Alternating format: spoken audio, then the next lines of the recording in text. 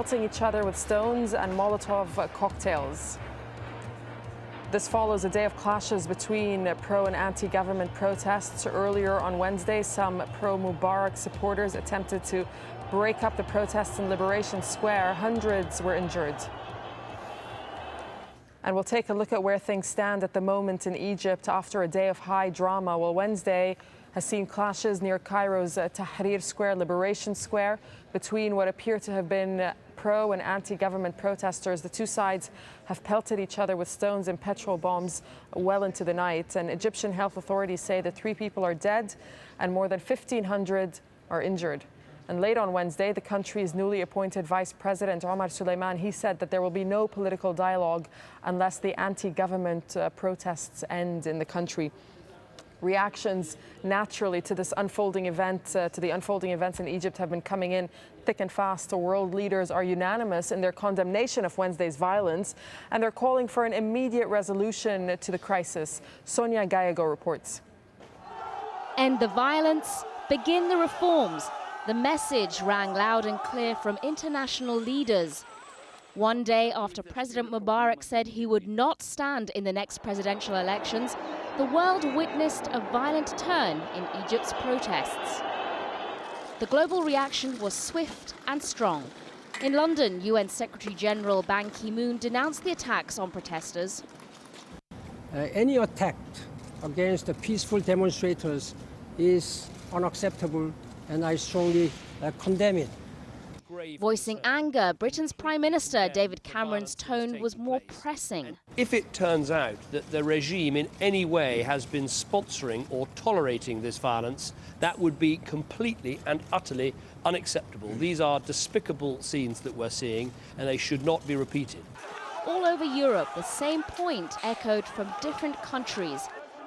In a phone call to Al Jazeera, the European Union's foreign policy chief urged President Mubarak to loosen his grip on power.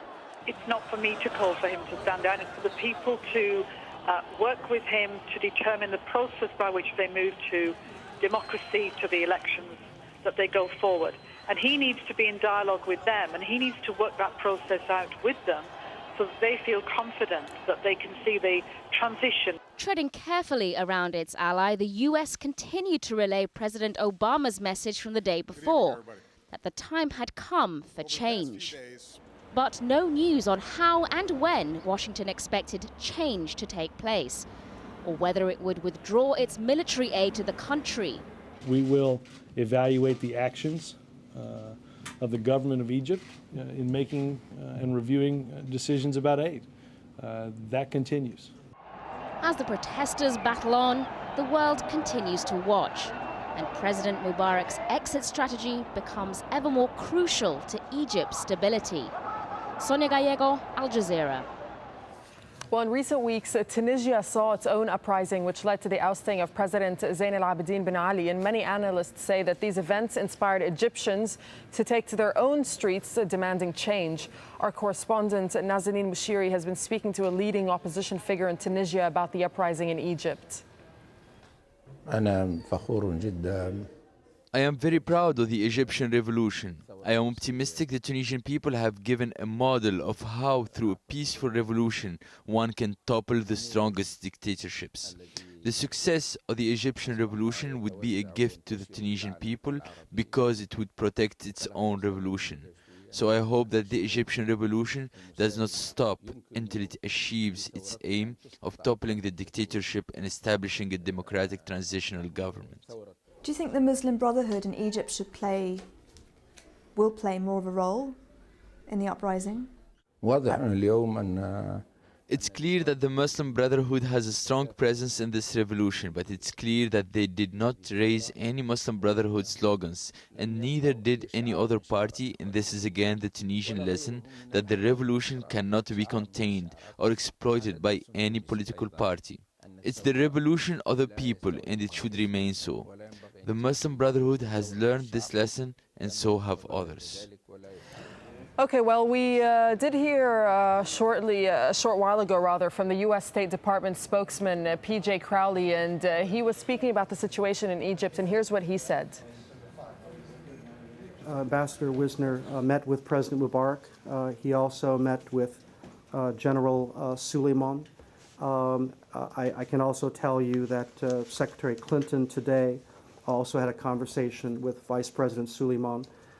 She emphasized again our condemnation of the violence that occurred today, encouraged the government to hold those responsible fully accountable for this violence. We don't know at this point who did it. Do you think it's, we don't know who. Do you think it's loyalists to President Mubarak?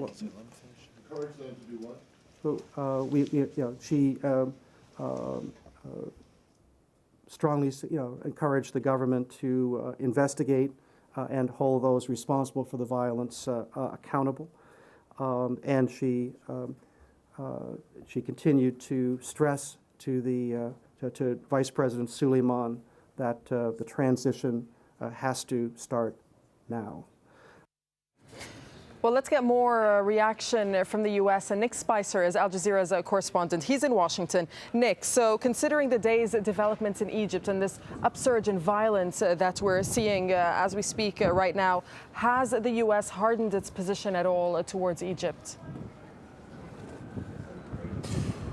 Well, nothing beyond what you heard, although earlier the White House spokesman Robert Gibbs entertained the possibility that the Egyptian government itself might be behind the violence and said that would be unacceptable and the United States would expect Egypt to bring that to an end.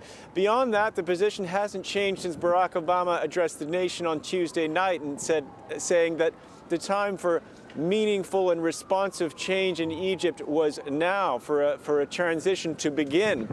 And now has really been the word on the lips of all of the officials at the White House and the State Department when asked about when the transition should begin.